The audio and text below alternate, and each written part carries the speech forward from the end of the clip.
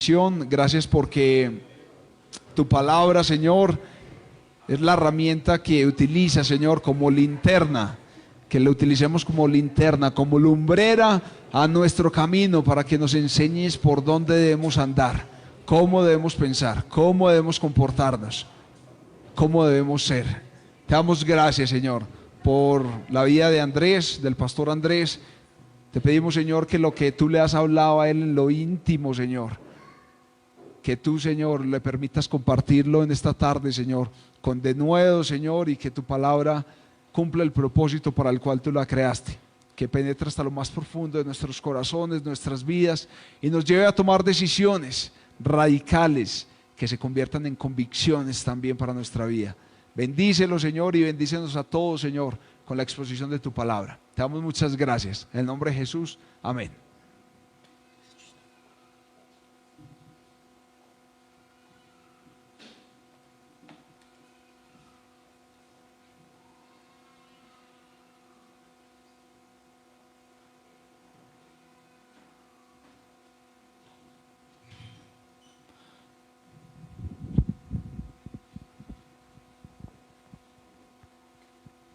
Buenas tardes. Que el Señor les bendiga. Quiero invitarle para que abra su Biblia en el libro de Deuteronomio, en el capítulo 6.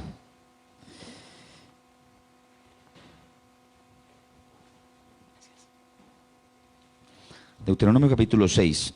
Y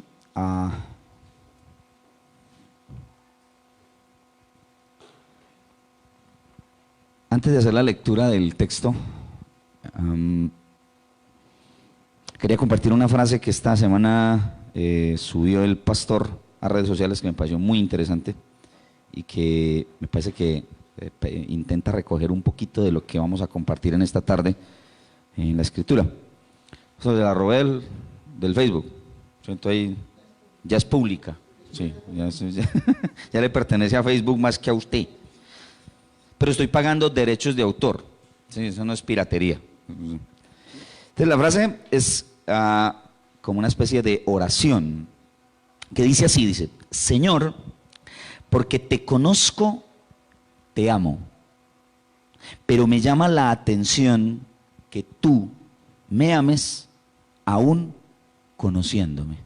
Entonces es una frase bien bonita y bien profunda. Podemos entender que alcanzamos a amar a Dios en la medida de que lo conocemos, el saber quién es, su bondad, su amor, su fidelidad, quién es Él como Dios, lo que ha hecho en medio de la vida de su pueblo y específicamente de nuestra vida. Pero lo que de verdad nos debe sorprender a nosotros no es tanto el que nosotros alcancemos a amar a Dios, porque en la medida en la que nosotros conocemos a un Dios como el Dios que se revela en la Escritura, pues es lógico, o lo lógico más bien, es amarlo. Lo ilógico es que nosotros, al conocer ese Dios tan profundo que se revela en la Escritura, decidamos no amarlo. Eso es lo extraño.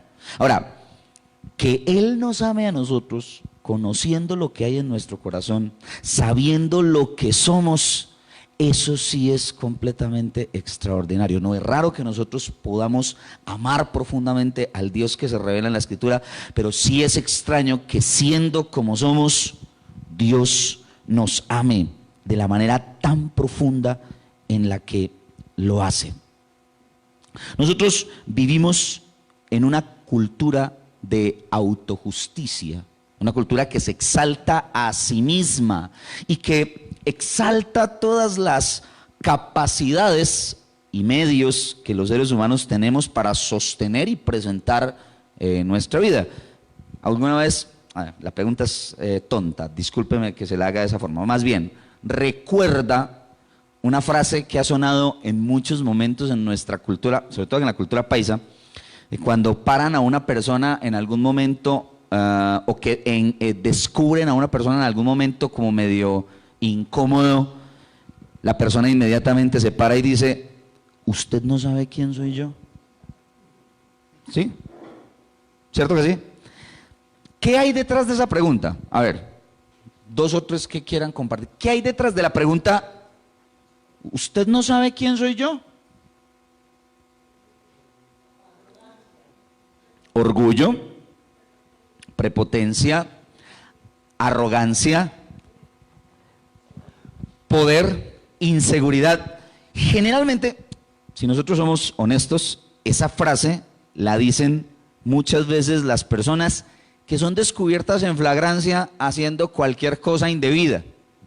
Sí, entonces el tipo va en el carro borracho y lo para la policía y le piden el pase y entonces el tipo se baja, intenta transar la situación y como ve que la cosa está muy complicada, usted no sabe quién soy yo. Soy el hijo de, o soy el vecino de, o soy el primo del tío, del abuelito, de fulanito de tal. ¿Sí?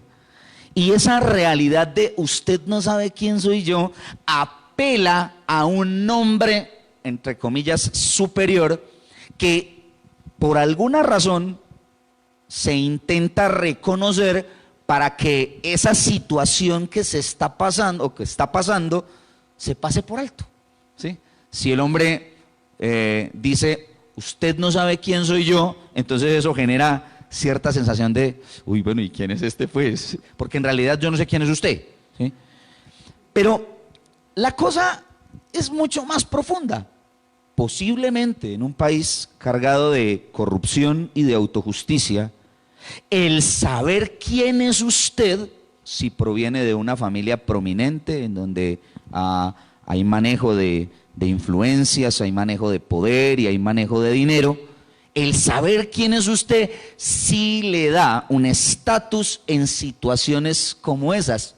No debería ser así, pero es la realidad del mundo en el que nosotros estamos y sobre todo de nuestra sociedad antioqueña. En algún sentido, el texto que vamos a compartir en esta tarde en la Escritura nos presenta al único, y escúcheme bien lo que le voy a decir, el único que puede decir de manera real, usted no sabe quién soy yo. El único que tiene la capacidad, el poder y la autoridad de presentarse delante del resto y mandar a callar a los demás. Y no en situaciones de flagrancia ni cosas raras, sino con toda la veracidad y el peso de su palabra. Deuteronomio es un libro muy precioso. Ya hemos venido trabajando durante varios meses, hemos escuchado varias predicaciones y uno podría decir que Deuteronomio es un libro que invita a la renovación del pacto de Dios con su pueblo. ¿Sí? La renovación del pacto en términos de Dios quiere renovar sus votos con Israel. Si uno piensa en Deuteronomio y esa renovación del pacto, inmediatamente se le viene a la mente Éxodo capítulo 20, el Sinaí, y lo vimos en la última vez, en la última oportunidad que pude venir a compartir la palabra con ustedes, cómo la voz de Dios produce temor, pero también produce esperanza. ¿Sí? Ahora, esa voz de Dios que es una renovación del pacto de Dios, invita a su pueblo a reconocer quién es Dios y qué ha hecho en medio de ellos. Hablaba yo con los hermanos, con los amigos del equipo de homilética, del grupo de homilética, en donde preparamos entre todos de una manera muy bonita, con aportes de todo el grupo, a diferentes aspectos de la predicación. Hablábamos de que esa renovación de los votos es algo que es muy bonito. Yo pienso en el matrimonio. Yo soy pastor hace ya varios añitos, no todos los que tiene el pastor Álvaro, pero no le estoy diciendo viejo, estoy hablando del ministerio. Usted porque siempre tiene que pensar mal. No, está hablando del ministerio del pastor. No, yo sí sé quién es usted, pastor. No sé. Pero el punto es que en el ministerio que yo llevo, que el Señor me ha permitido servirle con mucho temor y temblor y con tanta con tanta necesidad de depender de Él, una de las cosas que más me gusta a mí del ministerio es casar gente. Sí, pero no casar con Z. No. Sí. Ministrar bodas, pues, para que puedan entender, sí, porque ustedes ya casar y gente. Ministrar bodas, me parece una cosa maravillosa, me parece llevar a cabo todo el proceso prematrimonial, dar la consejería y ministrar la boda, me parece una cosa preciosa. Sobre todo porque uno le ve esos ojitos a los novios en ese proceso y uno dice, ay, tan lindos, no saben en lo que se van a meter. Porque es parte de la realidad de la vida, ¿cierto? El vivir el matrimonio. Y una de las cosas que me he dado yo cuenta es que cuando los chicos se casan, cuando las personas se casan, no solamente no saben en qué se están metiendo, sino que en algún sentido no conocen de manera profunda con la persona que se están metiendo. Eso lo van a conocer ¿cuándo? Pues cuando estén viviendo juntos. Cuando se levanten a medianoche y él se voltea y la ve ahí y dice, Dios del cielo, con ella fue con la que me casé. ¿Sí? No digan que no, porque sin maquillaje no es lo mismo. Nah. Uno se da cuenta de esa sorpresa cuando ya está casado. Pero bueno, esas son las realidades de la vida. El punto es que cuando uno se casa, cuando dos personas que son solteras pasan al pacto matrimonial, hay algo muy bonito y es la parte de la inocencia, ¿cierto? El no saber qué es lo que le espera. Y cuando uno los escucha decir sus votos matrimoniales ahí en el altar, es algo muy bonito a manera de expectativa, pero uno en el fondo sabe que ellos no saben lo que eso implica, ¿cierto? En la salud y en la enfermedad, en la riqueza y en la pobreza, bueno, en todas las situaciones difíciles. Pero una de las cosas que he descubierto es que la renovación de votos matrimoniales, es decir, las bodas que celebran bodas de plata, bodas de oro, esas bodas, bueno, si acaso pues, a Miguel está haciendo fuerza. Esas bodas son muchísimo más preciosas que las bodas que inician. Ahora, ¿por qué? Porque tiene una implicación puntual. Y es que la boda que apenas está iniciando, usted se está viendo, joven, rozagante, ¿sí? Los muchachos con pelo. Cuando yo me casé, tenía apenas, este día monté una foto de celebrando 22 años al lado de mi esposa, aunque llevamos 17 casados, junto con el tiempo del noviazgo, son 22 años. Y ahí estaba todo, algunos me dijeron que me parecía a Marc Anthony, por la voz. No mentiras, por lo feo. Haga de cuenta Marc Anthony, todo carichupado. Bueno, de eso no estamos hablando. El punto es que cuando uno se va a casar por primera vez, esa etapa del enamoramiento uno idealiza al otro y otra vez todavía no lo conoce y ese es el desafío real. Y cuando vive y convive es cuando empieza a reconocer verdaderamente lo que significa estar casado al lado de esa persona. Pero cuando usted vuelve y renueva sus votos matrimoniales, usted a los 25, 30, 40, 50 años vuelve y pasa al altar y vuelve y le pone un anillo de bodas a esa mujer y vuelve y se compromete con sus votos matrimoniales y vuelve y le dice te amaré hasta que la muerte los separe. Eso tiene una implicación de que ya la conoce, de que ya se conocen, de que están tomando una decisión de decir seguimos juntos a pesar de lo que somos o a pesar de lo que ya no somos, porque el tiempo ha pasado, porque han aparecido las arrugas, porque ha aparecido la enfermedad, porque hay desgaste en medio de la vida. Pero la renovación de votos tiene ese tinte de hermosura, de ver que te conozco, sé cuáles son tus caprichos, sé cuáles son tus mañas, y aún así volvería a casarme contigo hasta que la muerte nos separe. Eso es lo que está pasando en Deuteronomio. Es una renovación del pacto. Dios conoce a Israel. Sabe que es una esposa desaliñadita, desjuiciada, pero aún así se para delante de ella y le dice: te propongo de nuevo un pacto. El capítulo 6, que lo vamos a mirar en 3 espaciecitos, en 3 predicaciones, una miniserie en ese espacio del capítulo 3, nos va a invitar a escuchar la voz de Dios una vez más, versículos 1 al 9, que es la predicación que vamos a compartir en esta tarde. Después de los versículos 10 al 19, nos va a invitar a cuidar, ¿sí? Y vamos a hablar de los peligros que enfrentará Israel cuando entre a la tierra prometida.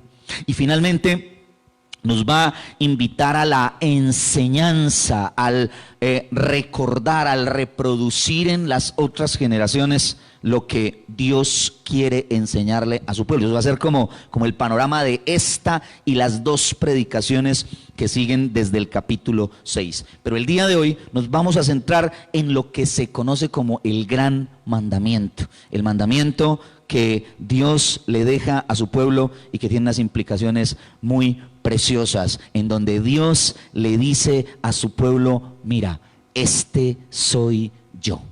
Deuteronomio 6 del 1 al 9 es un llamado y un clamor que revela el corazón de Dios y por lo tanto revela a Dios mismo. Dios le está hablando a su pueblo y le dice: este soy yo. Miren quién soy yo.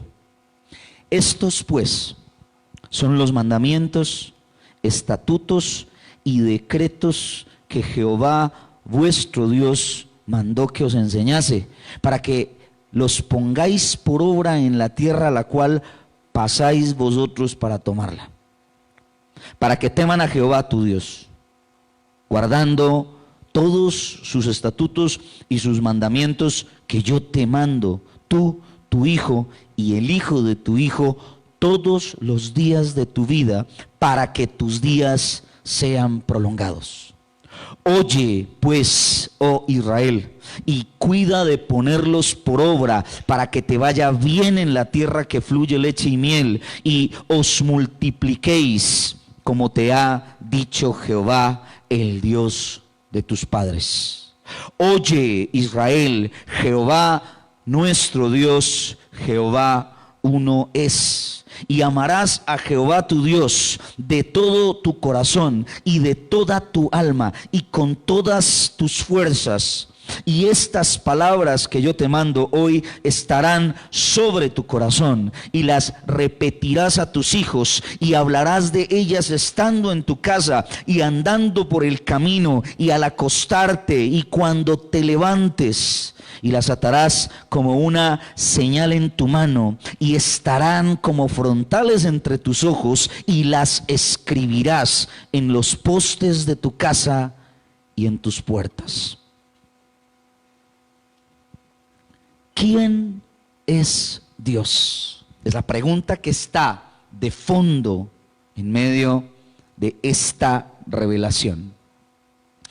Lo primero que vamos a decir es que Dios es un Dios fiel.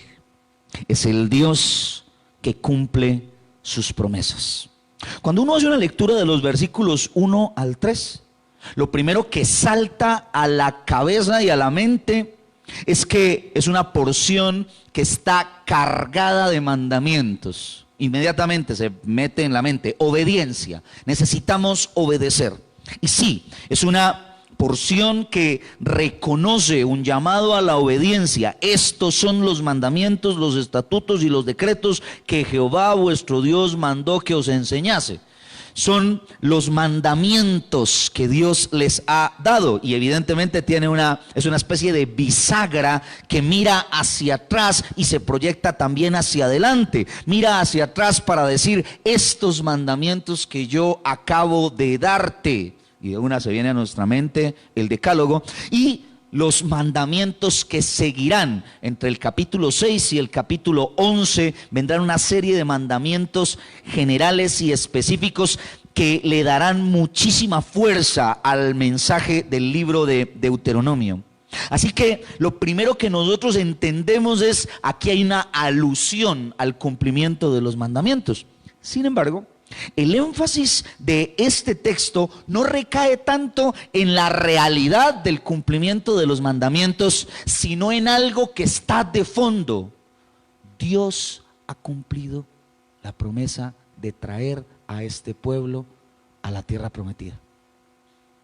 A pesar de, es decir, lo que Dios está haciendo con Israel es cumpliendo su parte del pacto, aunque Israel no ha cumplido la suya.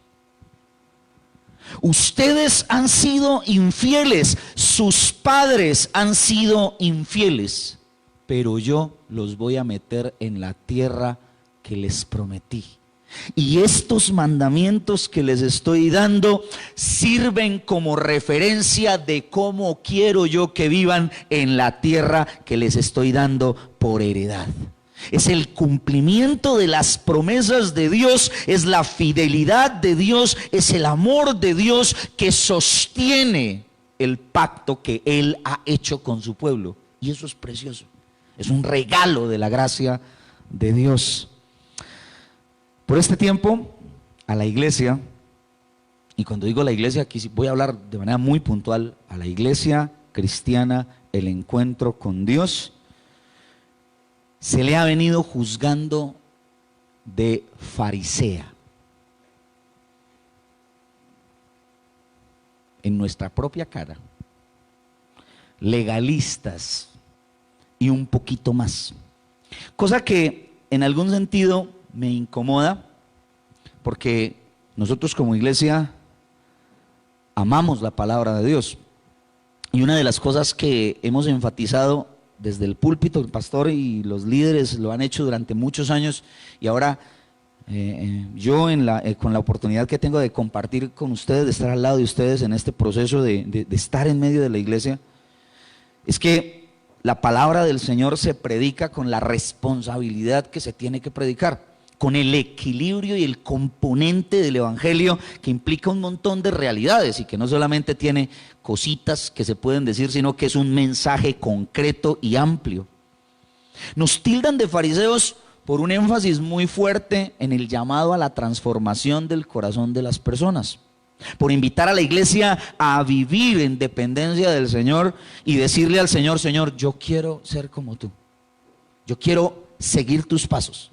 Nos tildan de fariseos porque hay un mensaje que está corriendo muy fuerte en el contexto, en el entorno de la iglesia, en la ciudad de Medellín, en Colombia, en Latinoamérica, que tiene un énfasis muy fuerte en el tema del amor, de un amor incondicional, de un amor de Dios que se entrega a manos llenas, pero que no exige absolutamente nada. Y nosotros, desde la lectura del Evangelio, desde la lectura de la Escritura, entendemos el equilibrio que debe haber en esa realidad. Lo que aquí está haciendo Dios es precisamente conjugar esas dos realidades. Yo he sido fiel, los he amado profundamente, aun cuando ustedes no han cumplido su parte del pacto. Pero vengan, pongámonos a cuentas. Esto es un tema de que yo los amo y los traigo y les doy las promesas, pero ustedes deben vivir conforme a mis mandamientos. Es un equilibrio de la realidad, de la gracia de Dios y la responsabilidad que tiene el pueblo de caminar en la voluntad de Dios. Esto es un pacto que se firma no entre iguales. Los pactos o tratados de vasallaje del antiguo Oriente tenían una connotación de que el que proponía el pacto era el que estaba por encima del otro, el que tenía la capacidad de brindarle una oportunidad al otro para no destruirlo. Es lo que Dios hace a través del pacto. Le propone a Israel que entren en un convenio, que entren en un pacto en el que Él es el que pone las condiciones. Él es Dios. No es Israel el que le dice a Dios: bueno, nosotros queremos vivir de esta manera, queremos que hagamos esto, con esto no estamos de acuerdo. No, es Dios el que se para delante de Israel y le dice: esta es mi ley, estos son mis mandamientos, esta es mi verdad, esto es lo que necesito que vivan. Y lo más bonito de esto es que no se convierte en un mero legalismo, porque si nosotros lo leemos como el texto mismo nos lo está planteando, ya lo hemos visto antes y lo veremos después, Deuteronomio y la ley se convierte en la gracia de Dios para su pueblo. Es para que los pongan por obra en la tierra a la que pasáis vosotros para tomarla, para que vivan a plenitud en la tierra que yo les estoy dando, para que tengan bendición. Mira lo que dice el versículo 3 en la segunda parte: para que te vaya bien en la tierra que fluye leche y miel, y os multipliquéis, como te ha dicho Jehová, Dios de tus padres. Los mandamientos son gracia para que el pueblo pueda caminar en la voluntad de Dios. Miren, el amor de Dios es incondicional. Incondicional desde la perspectiva de que nosotros no somos absolutamente nada para que Él nos ame. Él se lo recuerda en el capítulo 7. Cuando estemos en la porción del capítulo 7, nos daremos cuenta de ese énfasis. No porque ustedes sean el mejor pueblo, no porque sean los más numerosos, ustedes son los más insignificantes, es porque yo los amo, simple y sencillamente por eso, por mi gracia. Esa es la realidad de la incondicionalidad del amor de Dios. Pero a pesar de que el amor de Dios es un amor incondicional, es decir, nos ama a pesar de, es un amor cargado de condiciones, es un pacto. Entramos en pacto. Yo soy su pueblo, yo soy su Dios y ustedes van a ser mi pueblo y van a vivir conforme a mis mandamientos. Esa es la realidad del pacto de Dios con Israel. Dios ha demostrado su amor para con Israel, siendo fiel a sus promesas y entregándole unos mandamientos que van a ser de bendición para sus vidas. Yo he sido fiel. El trabajo de grado que nosotros hicimos para podernos graduar, si no fuéramos teólogos, ¿sí? Lo hicimos en el libro de Deuteronomio, específicamente en los capítulos 6 y 7. Fue muy bonito. En estos días me preguntaba al pastor, ¿cuál es que es el título del trabajo? Y como todo trabajo de grado es un título largo. Pero tomo agua para recordarme. Deuteronomio, una perspectiva de la gracia a través del pacto, la ley y la constitución de Israel. Ese es el título del trabajo de grado. Y el énfasis de ese trabajo es Deuteronomio, un libro que está cargado de leyes y que ha sido señalado como un libro legalista. Finalmente es un libro que muestra la gracia de Dios, porque es Dios el que se rebaja por amor de su nombre, por su gloria, se rebaja a entrar en pacto con un pueblo insignificante para que ese pueblo lo glorifique a través de su vida y a través de la proclamación de la verdad de su palabra. Dios le está diciendo a Israel: yo soy el Dios fiel. Los he amado y renuevo mi pacto con ustedes, aunque ustedes no se lo merezcan. Precioso. Cuando estaba preparando la predicación, se me vino a la mente una historia que para mí es una de las historias más preciosas que desde el Antiguo Testamento empiezan a reflejar el Evangelio. Si usted alguna vez ha leído el libro de Oseas, sabrá que Dios le dice al profeta: ve y búscate a una mujer adúltera y cásate con ella, a una prostituta, y ten hijos de prostitución. Y vas a encarnar en tu propia vida lo que yo vivo con Israel, que yo, siendo un esposo fiel, que amo a mi pueblo se mantiene detrás de sus amantes.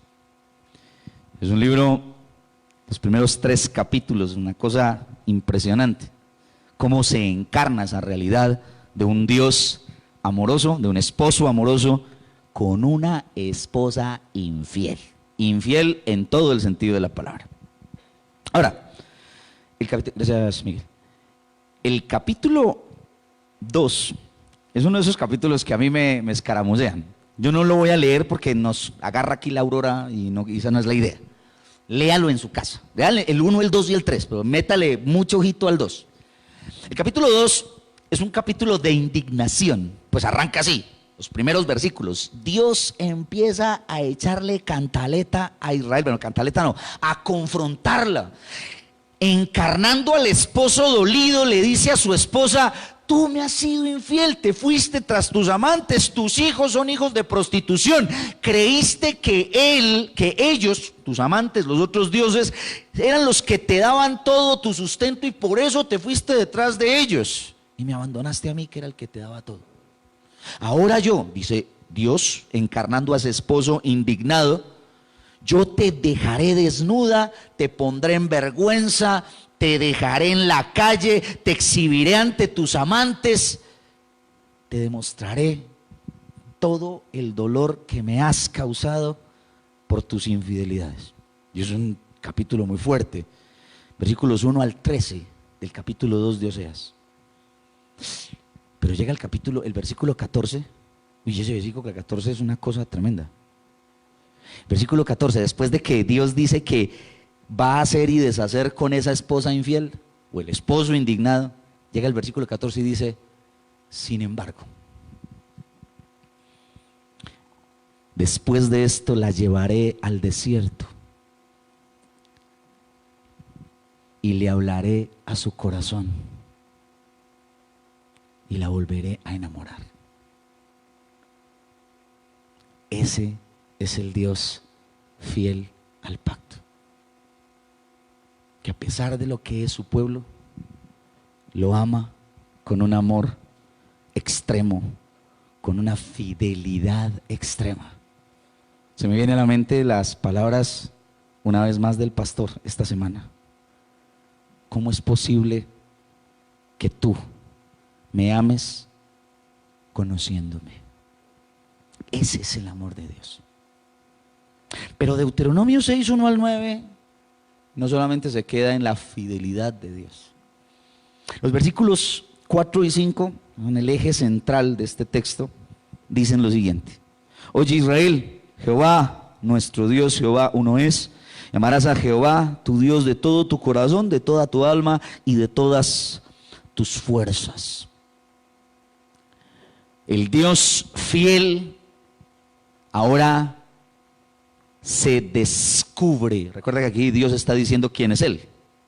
Se descubre como el Dios único.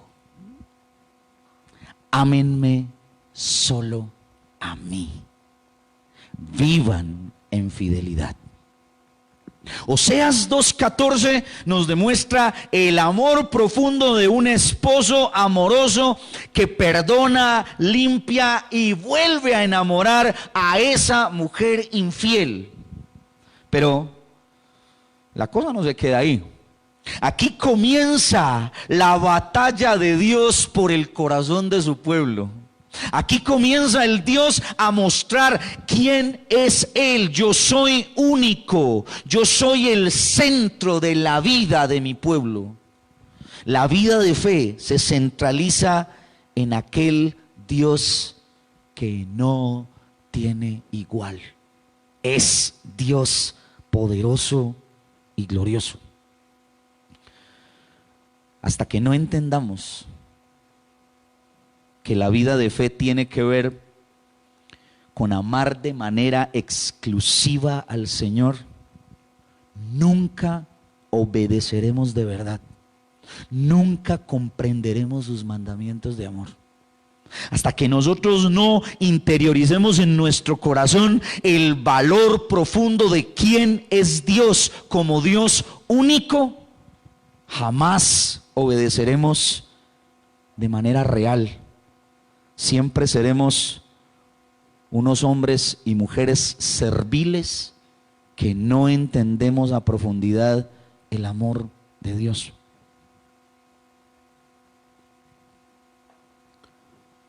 Yo soy el Dios único, no hay otro. En su libro Dioses que fallan, Timothy Keller hace una presentación impresionante de cómo el corazón es dominado por un montón de pasiones que luchan constantemente por satisfacer el corazón, o más bien, cómo cada uno de nosotros intenta satisfacerse con un montón de cosas que al final solo producen más ansiedad y frustración. El Dios único es el Dios que de verdad sostiene. Ya ha dicho: yo he sido fiel, mis promesas se han cumplido y se siguen cumpliendo. Ahora tú ámame, ahora tú atesórame, ahora tú pon tu corazón, tu alma, tus fuerzas. Y como dice Jesús, citando Deuteronomio capítulo 6 versículo 5, en Mateo capítulo 22, cuando le hacen la pregunta acerca del gran mandamiento, con toda la mente. Miren una cosa, hermanos: Dios no quiere migajas, Dios lo quiere todo. Así es el amor, así es el verdadero amor. El amor no es algo que se da a raticos. El amor es algo que se entrega de manera total. En el año 2010, en octubre, para ser más exactos, 28 de octubre del año 2010, falleció mi suegro, el papá de Alina, a la edad de 49 años, por un cáncer que lo consumió en 6-7 meses. Le diagnostican el cáncer y comienza un proceso de deterioro en su vida, en su cuerpo, una cosa terrible. Lo mató rapidito. Cuando le hicieron la primera quimioterapia ya era demasiado tarde. La primera quimioterapia se la hicieron a principios del mes de octubre del año 2010 y él falleció a finales. Fue un tiempo muy doloroso. En medio de todo ese proceso, el papá de Ali llama a sus hijos, ellos son 3, Ali es la mayor, Juan es el de la mitad, ustedes lo conocen con el alias de Johnny Bravo, ¿sí? Es un tipo todo corpulento, y Daniela, la pequeñita, ¿sí? Se juntaron con el papá porque él quería llamarles y pedirles perdón en medio de la situación. Recuerdo que habían pasado, nosotros lo estábamos viendo en ese tiempo, lo veíamos cada 8 días, y por alguna razón habían pasado como 20 días más o menos, no habíamos podido ir. Y cuando volvimos, en esos 20 días se pegó una deteriorada terrible, parecía otra persona, parecía un cadáver andante, ¿sí? Tenía una panza grandísima porque el cáncer que tenía era un cáncer en el apéndice que le había hecho metástasis al hígado, al páncreas y al vaso. Entonces tenía una barriga impresionantemente grande, pero su cuerpo estaba muy deteriorado. Yo me salí, porque era una conversación entre ellos, yo salí, los dejé conversando y me fui a dar una vuelta por ahí, a orar, a leer un poco, mientras ellos como familia conversaban. Él era separado de la suegra. Les pidió perdón y les dijo que él los amaba mucho. Aquí pasó algo que se quedó en mi recuerdo y que creo que es un punto que nosotros necesitamos resaltar, y es que Ali escuchó a su papá con dolor en su corazón, con mucho amor. Yo creo que Ali amaba mucho a su papá, pero el amor de Ali no le impedía reconocer la verdad. Y en medio del dolor y en medio de ese momento tan trágico y tan complicado, Ali le dijo: papá, yo también te amo mucho, pero yo quiero decirte algo que siento en mi corazón, te tengo que decir. Tú nos amaste, sí, pero no nos amaste lo suficiente. Por eso abandonaste a mi mamá, por eso hemos pasado situaciones difíciles en medio de nuestra vida, porque preferiste irte tras otras mujeres en vez de quedarte con nosotros y construir tu hogar junto con ella. Sí, yo no puedo decir que no nos hayas amado, pero tu amor ha sido un amor insuficiente. La insatisfacción del corazón nos lleva a vivir un amor insuficiente delante del Señor. A vivir con Dios en una relación a medias, a raticos, en una relación que parece más bien un gusto que un amor inagotable, en una relación que es de momentos, como la demanda que le hace Dios a la iglesia de Éfeso en Apocalipsis capítulo 2. Ustedes religiosamente son muy buenos, son expertos en la doctrina, saben quiénes son los falsos maestros y los han expulsado de en medio de la iglesia, reconocen un montón de cosas y eso es bueno, pero tengo algo contra ti: has dejado tu primer amor, has dejado tu pasión por mí, no me amas. Lo tuyo parecen más coqueteos que amor genuino. Dios ha sido fiel con su pueblo y pide fidelidad. Ámenme con todo el corazón, con toda su alma, con todas sus fuerzas. Yo soy el Dios único y debo ser exclusivo para ustedes.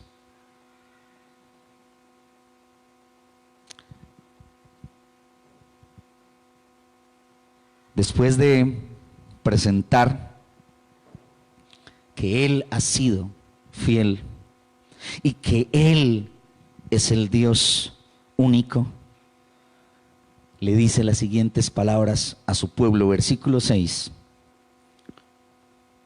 Y estas palabras que yo te mando hoy estarán sobre tu corazón y las repetirás a tus hijos y hablarás de ellas estando en tu casa y andando por el camino y al acostarte y cuando te levantes, y las atarás como una señal en tu mano y estarán como frontales entre tus ojos y las escribirás en los postes de tu casa y en tus puertas. Históricamente este texto los israelitas lo interpretaron de una manera muy literal. Y no era, y no es, porque aún muchos de ellos lo hacen, los judíos más ortodoxos, más fieles a su lectura de la ley, cortan pedacitos de la ley y específicamente de esta ley y las cargan en unas cajitas que se conocen como filacterias. Algunas las cuelgan en las mangas de sus túnicas y sirven como un recordatorio constante de la palabra de Dios. Ahora, evidentemente lo que Dios le está diciendo al pueblo no es hagan eso de manera literal. Lo que está detrás es la revelación del Dios que se vive y se enseña. Si por un lado Dios es el Dios fiel y por otro lado Dios es el Dios único, finalmente lo que dice Deuteronomio capítulo 6 versículos 6 al 9 es que Él es el Dios que se vive y que se enseña, que se lleva a la práctica. Hace un año recibí una llamada de un señor, de un tal Álvaro Fernández, por teléfono. Usted no sabe quién soy yo. No, eso no me lo dijo ese día. Hola pastor, ¿cómo está? Queremos invitarlo para que venga a predicar a la iglesia un domingo, el domingo tal. Domingo 16 de septiembre del año 2018, es decir, hace un año, una semana más. Fui a predicar a la iglesia en el Poblado. No tuve el gozo y el privilegio de venir hasta Llano Grande. A mí solamente me dijeron, venga aquí a la iglesia el domingo en la mañana. Ya arrégleselas con el Señor. Sí. Si les quedo debiendo esa predicación, cuadren con Él. El tema es que me invitó y ese día la predicación estaba centrada en el Salmo 78. Y yo no sé si el pastor se recuerda del título de esa predicación. La pedagogía del recuerdo es el título de esa predicación. Y la alusión de esa prédica era cómo Dios llama a su pueblo, a través del Salmo, a recordar lo que Dios ha hecho.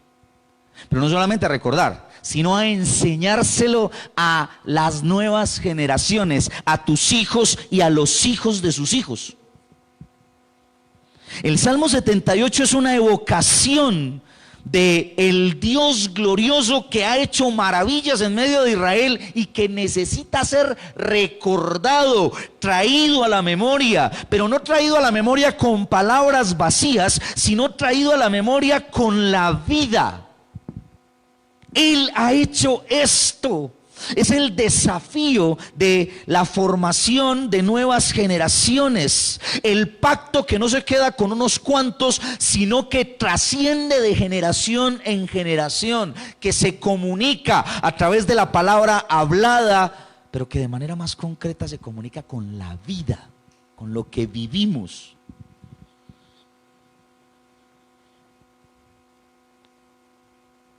Estas palabras que yo te mando hoy estarán sobre tu corazón y las repetirás a tus hijos y hablarás de ellas estando en casa y cuando salgas y cuando camines y al acostarte, que tu vida encarne en cada realidad, en cada situación, estas palabras que yo te mando hoy.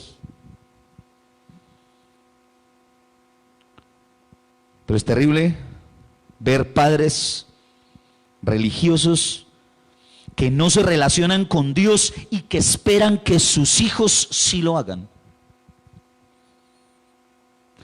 Son ciegos, guías de ciegos.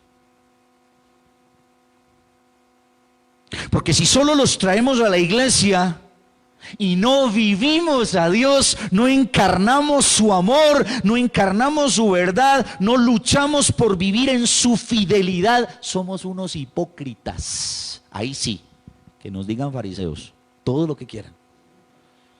Porque si yo le estoy diciendo a mi hijo, no haga eso, mire esto otro, pero mi vida no es un reflejo de esa realidad plasmada en mi corazón, soy un hipócrita.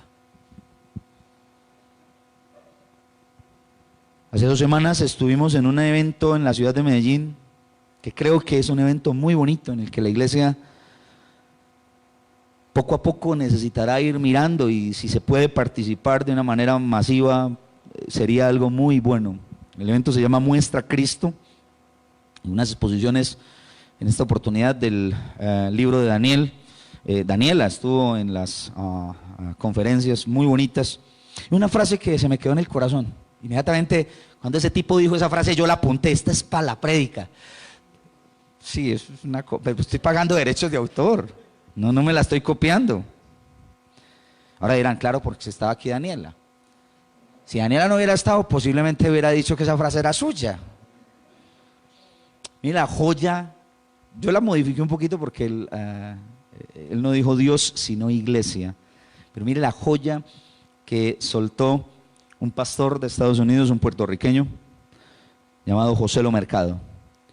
Los padres que tratan a Dios, él dijo la iglesia, que tratan a Dios como algo opcional, no deben sorprenderse de que sus hijos vean a Jesús como innecesario. Los padres que tratan a Dios como algo opcional no deberían sorprenderse de que sus hijos vean a Jesús como innecesario. Lo que Dios le está diciendo a este pueblo, este pacto es para las generaciones, para que lo enseñen, para que lo vivan, para que lo practiquen. Entre comillas les está diciendo no sean como sus padres, que murieron en el desierto y que vivieron de cualquier manera. Ahora yo estoy renovando el pacto con ustedes, ahora los estoy invitando a que nos miremos cara a cara y construyamos una vida de pacto juntos una vez más.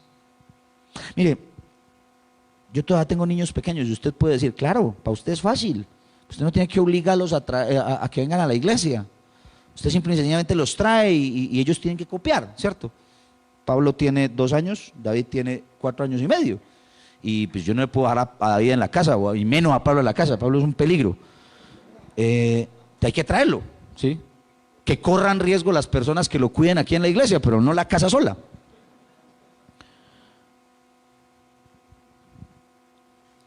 No tengo hijos adolescentes, que son bien difíciles. Y yo me imagino, quiero ponerme en los zapatos de ustedes como papás que tienen hijos adolescentes, jóvenes o ya adultos que no aman al Señor. Miren, nuestro trabajo como papás no es transformar el corazón de nuestros hijos. Es modelar a Dios, al Dios que los puede cautivar y transformar. Ese sí es nuestro trabajo. Nuestro trabajo no es obligarlos. Nuestro trabajo no es pretender ser o hacer la obra del Espíritu en el corazón de ellos, no. Miren, si ellos pueden ver al Dios fiel y único en nuestra vida, serán más fácilmente cautivados que si nos ven como un montón de religiosos. Si ellos pueden ver en nosotros esa pasión por la verdad del Evangelio y la verdad del Señor, y si pueden ver ese amor profundo en nuestro corazón por Él, por su palabra, y si pueden vernos viviendo, amando, sirviendo, respetando, viviendo con honestidad, ayudando a los necesitados, poniendo nuestro corazón en el otro, ellos pueden ser más fácilmente cautivados por el Dios que estamos viviendo que por el Dios que les estamos predicando, en el que se sienten obligados simple y sencillamente. Posiblemente cuando uno se para frente a este texto que nos dice quién es Dios, nosotros tengamos que decir: definitivamente no lo hemos amado porque no sabemos quién es Él. No lo hemos amado porque no lo hemos conocido. No hemos entendido que Él es fiel,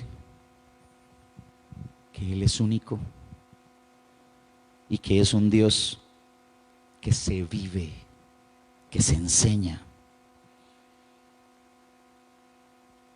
No lo amamos como deberíamos porque no lo conocemos.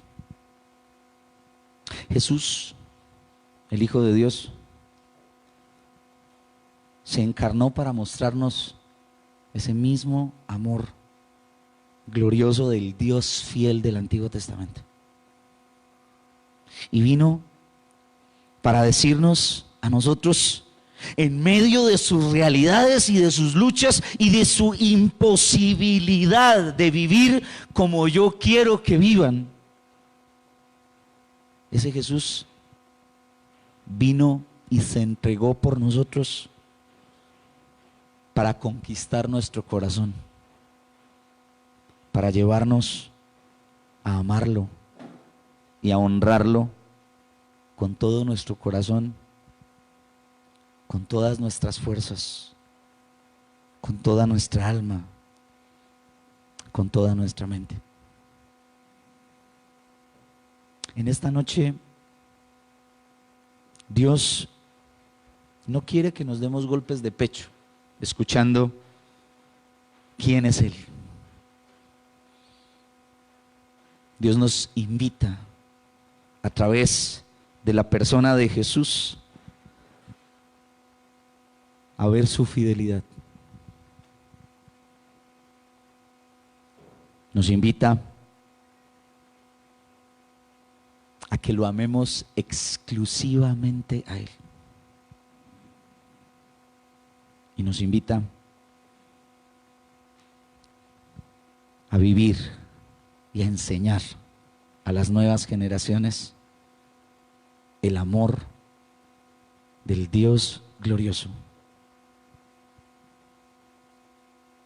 que se ha dado para darnos salvación. En esto demuestra su amor Dios para con nosotros, en que siendo aún pecadores, Cristo murió por nosotros. Romanos capítulo 5, versículo 8.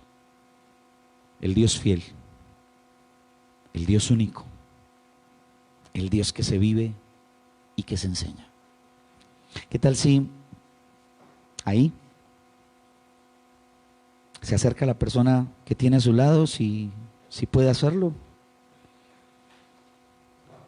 y le da un abracito de manera respetuosa?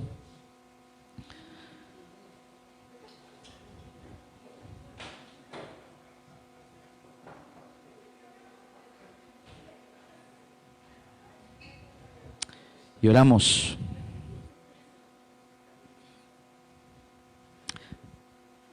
Señor, gracias por tu palabra.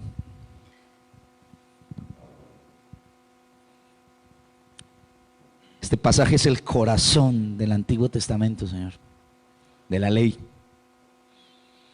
Es el centro de tu palabra, Señor. Pero básicamente porque revela al Dios que posiblemente no conocemos. Ese Dios fiel que ama profundamente y que cumple promesas a pesar de lo que somos nosotros. Señor, si nosotros entendiéramos la profundidad de tu fidelidad, ¿cuánto te amaríamos, Señor? Posiblemente si no te amamos como debiéramos, nosotros no sabemos quién eres tú, Señor. El Dios único, exclusivo, ese Dios que se revela y que se muestra tan diferente a los otros dioses. Ese Dios que pide exclusividad porque es la única manera en la que se puede amar de verdad. Cuando tú eres el único de mi corazón, cuando tú eres el anhelo y la pasión que mueve mi corazón y mis entrañas, ahí, en la intimidad, en el encuentro, te conozco, Señor, y puedo adorarte. Este pasaje nos invita con un desafío y un clamor a ver al Dios que no se queda en un concepto, sino el Dios que se vive y que se enseña, que se proclama y que se proclama con la vida. El Dios que se le cuenta a las generaciones venideras para que el pacto trascienda, para que no se quede simplemente en nosotros, sino que podamos pensar en nuestras generaciones, en nuestros hijos, en los hijos de nuestros hijos y en sus hijos. De la bendición y la verdad, de la gracia de Dios, de la fidelidad y la gloria de Dios manifestada en medio de su pueblo. Tú te has revelado a través de tu palabra, Señor. Quizá nosotros no sepamos quién eres tú y necesitemos conocerte más profundamente. Pero de lo que sí estamos seguros, Señor, es que tu amor ha sido tan precioso y tan eterno que a pesar de eso sigues siendo fiel. Nos sigues llamando a amarte y nos sigues invitando a que proclamemos tu verdad generación a generación. Ese es el Dios revelado, al cual nosotros adoramos y al cual esperamos a que se manifieste, sabiendo que un día volverá por su pueblo. Y por esa misma realidad, nuestra voz se eleva una vez más diciendo: Maranata.